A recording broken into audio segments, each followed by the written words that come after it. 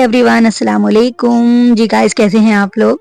I hope आप सब खैरियत से होंगे। अल्हम्दुलिल्लाह मैं भी अच्छी हूँ, खैरियत से हूँ और आप सबका सपोर्ट करने के लिए बहुत बहुत शुक्रिया। सो गाइस, अभी बनाने जा रही हूँ चूल्हा, यानी अभी बनाऊंगी नहीं, लेकिन चूल्हा बनाने के लिए जो मिट्टी है वो भिगाऊंगी। तो ये चिकनी मिट्टी ना मैंने अपने देवर से मंगाई थी, क्योंकि शहरों में जल्दी से मिलती नहीं है। इधर उधर हमारी तरफ तो, हमारे एरिया में बिल्कुल भी दूर दूर तक नहीं है। तो उसका जो है साइडों का काम होता है, तो उसने अपने साइड पे से ला के दी चिकनी मिट्टी। तो मैंने मंगा ली थी एक कट्टा। मैंने कहा चूल्हा बनाना है, क्योंकि कभी लाइट हो ना हो, जिसको पानी गर्म कर सकते हैं, पानी गर्म कर सकते हैं, हाथ दाप सकते हैं सर्दियों में, क्योंकि हम लोग जो है सब लोग साथ में बैठते हैं, हाथ दापते हैं। और ना मैंने बहुत सारा पानी भर दिया था, क्योंकि मैंने कभी चूल्हा बनाया नहीं, कभी मिट्टी नहीं भिगोई। अम्मी भी घर पे नहीं थी, तो मैंने अम्मी की गैर हाजिरी में ही काम किया। तो मेरे हस्बैंड आए, बोल रही क्या कर रही है, शरबत बना रही है क्या इतना सारा पानी डाल के। तो मैंने कहा अच्छा, पानी नहीं डालना था। अम्मी तो मुझे कह गई थी कि मिट्टी भिगो देना, तो ऐसे तो भिगोते हैं। उन्होंने कहा ऐसे थोड़ी भिगोते हैं, हल्के हल्के छींटे मारे जाते हैं मिट्टी पे। ठीक है, फिर मैंने पानी फेंका और फेंकने के बाद जो है और मिट्टी डाली कूट के। उसके बाद मैंने ना इसमें भूसा मिलाया। भूसा मैंने पापा से मंगवा लिया था 20 रुपए का। ठीक है, भूसा तो यही हमारे यहाँ पास में मिल जाता है, लेकिन जो है चिकनी मिट्टी जो है वो नहीं मिलती पास में, दूर मिलती है। ठीक है, तो ये मंगवा लिया था, अभी से भिगो के रख दिया। अगले दिन फिर जब ये भीग गए अच्छे से, तो अम्मी ने चूल्हा बनाना शुरू किया। गाइज जो है मुझे तो आता नहीं चूल्हा वगैरह बनाना, मैंने कभी नहीं बनाया अपनी लाइफ में, जरूरत ही नहीं पड़ी, और ना ही मैंने कभी चूल्हे पे खाना बनाया है। हालांकि मेरे ससुराल में चूल्हे पे खाना बनता है, वहाँ गैस भी है, तो मैं ना गैस पर ही बनाती थी। और जो है मेरी नानी वगैरह के यहाँ चूल्हे पे खाना बनता है, जबकि गैस है, लेकिन फिर भी वहाँ जो है चूल्हे पे अच्छा खासा काम करते हैं। रोटियां वगैरह जो है वो चूल्हे पर ही बनती है। मेरी ससुराल में भी जो है सब्जी वगैरह सब गैस पे बना लेते हैं, जब रोटी बनाने की बारी आती है तो चूल्हे पर बनती है रोटी। और मेरी सास काफी अच्छी रोटी बनाती हैं, खैर माशाल्लाह, बड़ी बड़ी रोटियां बनाती हैं, बहुत बड़ी बड़ी, और बिल्कुल पतली रोटी बनाती हैं, जैसे कागज होता है ना उस तरह से पतली रोटी बनाती हैं। उनकी जो रोटी है बहुत पतली बनती है और बड़ी बनती है, वो काफी अच्छी लगती है खाने में। जिसे चपाती कहते हैं ना, वहां पर कहते हैं चपाती रोटी, हालांकि चपातीज तो इंग्लिश में कहते हैं रोटियों को, चपातीज, तो वहाँ उसी रोटी को कहते हैं चपाती रोटी, जो तवे पर ही सेक कर बनाई जाती है ना, पतली पतली उन्हें। तो अम्मी चूल्हा बना रही थी, अम्मी कह रही थी कि ना ईंट वाला नहीं बनाऊंगी, ईंट वाले से क्या होता है ना, फिर जगह घिर जाती है छत पे। छत पे हमारे यहाँ वैसे भी बहुत सारा सामान रखा हुआ है, तो अम्मी ने बोला मैं ना उठा के रखने वाला बनाऊंगी, जिसे कहीं पे भी उठा के रख लो। ईंट वाले में ऐसा होता है ना कि वो एक ही जगह रखा रहता है।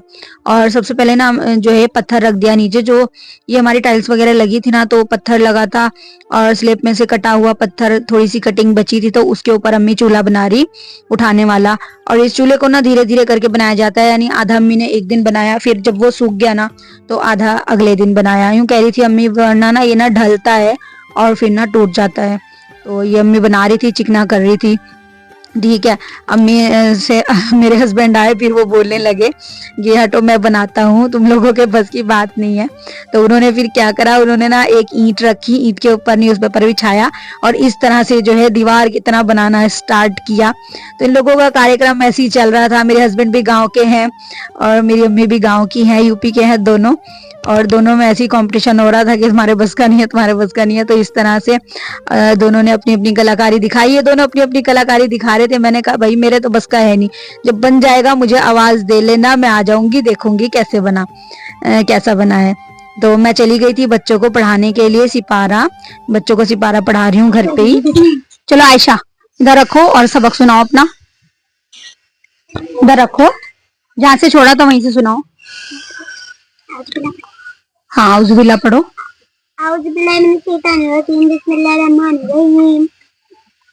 दीनी, यहाँ से सुनाओ, दीनी से, यहाँ से।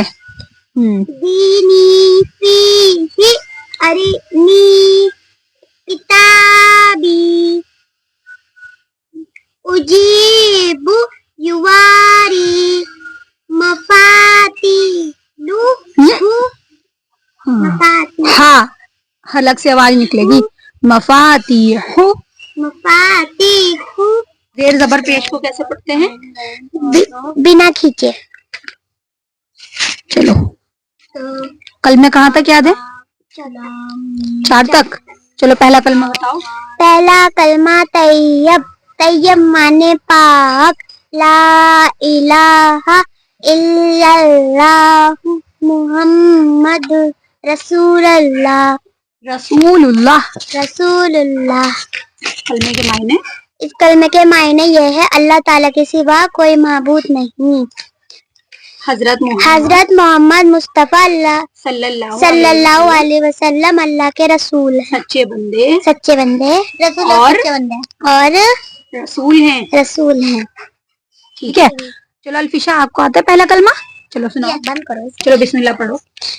बिस्मिल्लाहिर्रहमानिर्रहीम। पहला कलमा तैयब। तैयब माने पाक। ला इलाहा इल्लल्लाह मुहम्मदुर रसूलुल्लाह। इस कलमे के मायने है अल्लाह ताला के सिवा कोई माबूद नहीं है। हमारे प्यारे नबी हजरत मोहम्मद मुस्तफा सल्लल्लाहु अलैहि वसल्लम अल्लाह के सच्चे बंदे और रसूल हैं। पक्का याद करना तुम दोनों, ठीक है? बहुत अटकन है, मारूंगी फिर पिटाई करूंगी। चलो आ जाओ, सबक सुनाओ अपना। पहले आयशा का सुन लेती हूँ, फिर आपका सुनूंगी, ठीक है? पहले मैं सुन लो। सुन लेता इसका थोड़ा सा, मेरा ज्यादा है। चलो सुनाओ। अलीफ बार नहीं बिस्मिल्लाह। ना आप रेगुलर पढ़ना शुरू करो। इसे कह रही ये तोज़ो है। नहीं, तोज़ो आइन गईन। चलो बिस्मिल्लाहिर्रहमानिर्रहीम। नहीं, औज़ु बिल्लाहि मिनश शैतानिर रजीम। बिस्मिल्लाहिर्रहमानिर्रहीम। अलीफ बा ता सा जीम हा खा दाल जाल रा जा शीन दाद तोज़ो आइन गईन। चलो बीच बीच में से भी पूछूंगी मैं, ठीक है ना? इसलिए अच्छे से पहचान कर लो किस पर कितने नुक्ते हैं। तो गाइस पहले ना आयशा जो है कहीं और पढ़ती थी, ठीक है? वो ना 200 रुपए महीना लेती थी, लेकिन पैसों की वजह से हमने नहीं छुड़ाया। असल बात ये थी कि वो ना जो है सिपारे पे कम ध्यान दे रही थी, उसके साथ में उसने उर्दू भी लगा दिया। फिर कल में भी सुनने लगी, पहला दूसरा तो चलो सही है, जैसे बच्ची है ये, तीसरा चौथा पांचवा छठा भी इतनी बड़े बड़े कि चलो याद करके आओ। अब इससे क्या हो रहा था ना, सिपारे पे इसका सबक भी सही से याद नहीं हो रहा था, और फिर कलमों का भी प्रेशर था, और ना याद हो तो क्या करती थी, मुर्गा बना देती थी और व्हाट्सएप पे बस मैसेज कर देती थी कि आज ये 5वां कलमा याद करके आना है। तो इस तरह से कहाँ बच्चे को लेके चला जा सकता है, इस तरह से कहाँ पढ़ाया जा सकता है।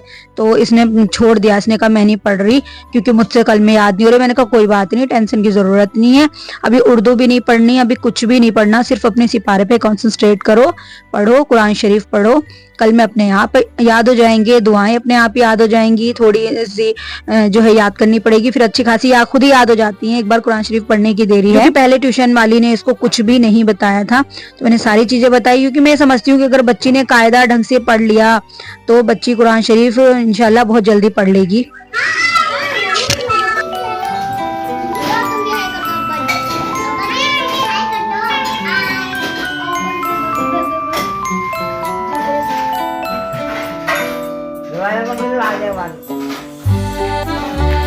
सो गाइस हो गई है रात और डिनर की तैयारी हो रही है। तो एक तरफ चावल उबाल लिए हैं, दूसरी तरफ दूध को गर्म करके रख लिया है।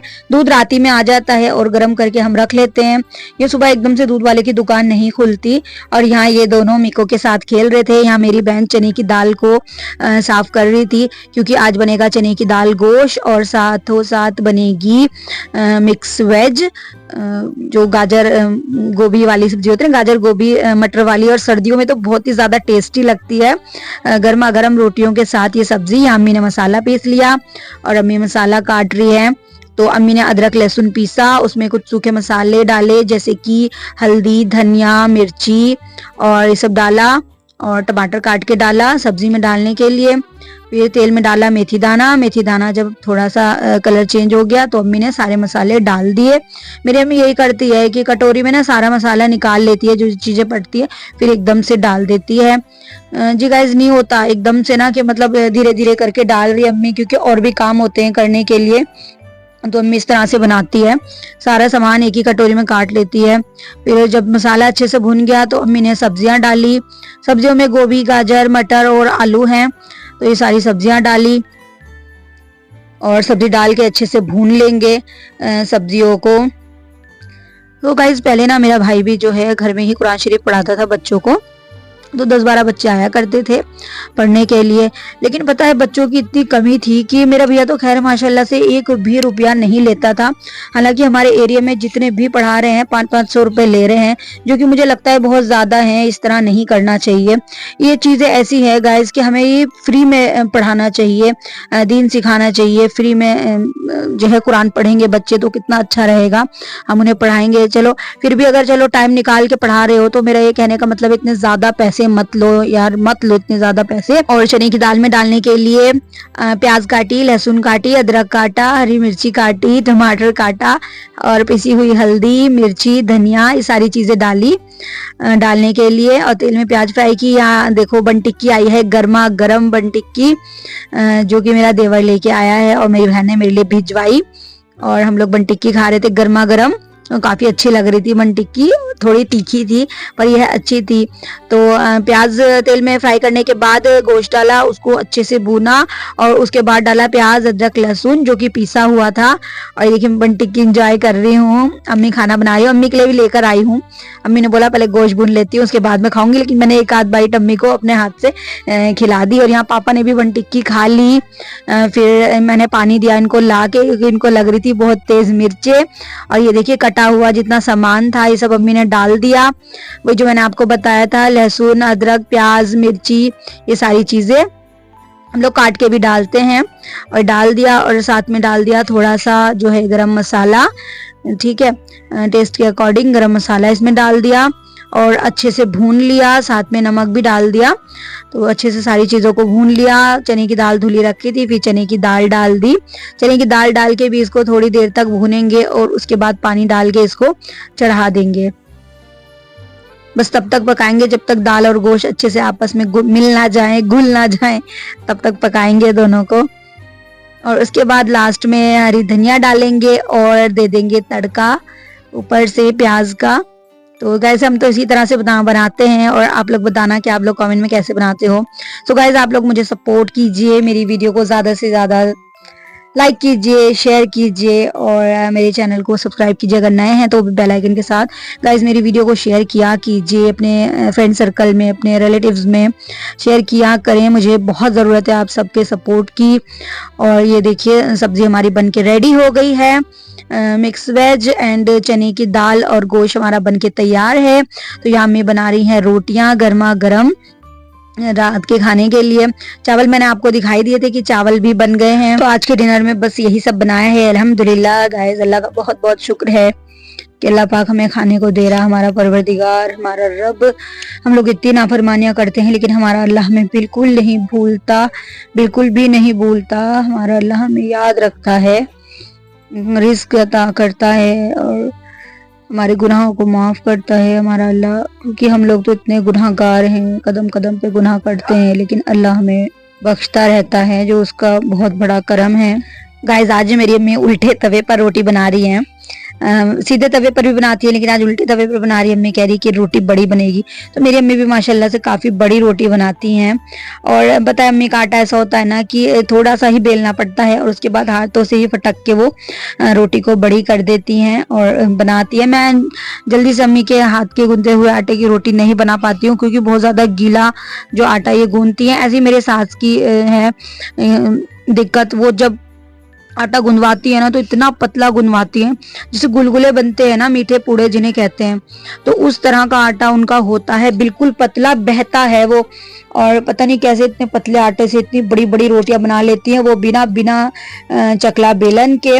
बस ये है कि परात में ही हाथ से रोटी को बढ़ाया और हाथ पे फटक फटक के रोटी बड़ी बड़ी बना ली। लेकिन भाई मैं तो बिल्कुल भी नहीं बना पाती उन लोगों के। मैं तो पता मेरी क्या आदत है, अगर मुझे रोटी बनानी है ना तो मेरे अपने हाथ का गुंदा हुआ आटा होगा तभी मेरे से रोटी बन पाती है, वरना मेरे से बन नहीं पाती। क्योंकि मुझे पता होता है मुझे कितना टाइट रखना है, कितना मुलायम रखना है। ठीक है, रोटियां बन गई, अब बन रहे हैं पराठे बच्चों के लिए।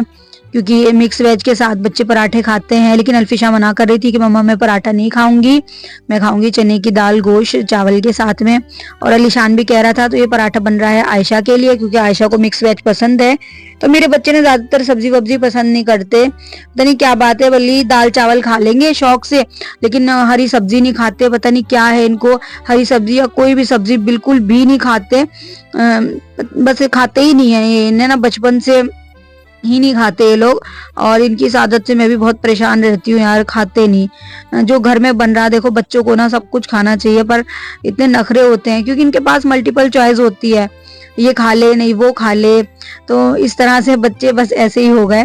और ज्यादातर देखिए हमारे घर में ना 2 सब्जी बनती है, क्योंकि हमारे घर में यही है, कोई वो खाता है कोई वो नहीं खाता।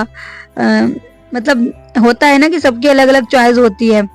तो यहाँ हरा धनिया डाल दिया दाल में, और उसके बाद तेल में तड़का लगाने के लिए डाला जीरा और प्याज, और इस तरह से चने की दाल को तड़का लगा दिया। और माशाल्लाह से जो है दाल हमारी बहुत ही बेहतरीन बनके तैयार है। अब अम्मी सर्व कर रही थी, मैं अम्मी को कह रही थी, मैंने कहा अम्मी निकाल दो। तो अम्मी ने एक कटोरी में निकाला चने की दाल और दूसरी कटोरी में निकाला मिक्स वेज। गाइस ये मुझे पराठे के साथ नाश्ते में इतनी पसंद है ना, बहुत ज्यादा पसंद है। ठीक है, अभी तो मैं खाऊंगी नहीं रात में मैं चने की दाल गोश्त और चावल खा लूंगी, लेकिन ना मैं सुबह यही खाऊंगी सब्जी और पराठा, मुझे बहुत पसंद है। फिर फटाफट से बच्चों के लिए खाना लगा दिया, खाना निकाल दिया था। इन दोनों को मैंने बुला लिया। मैं शाम को भी आवाज लगा रही थी, मैंने कहा बेटा आ जाओ साथ में खाना खा लो, लेकिन जो है वो आया नहीं, वो कर रहा है स्कूल का होमवर्क।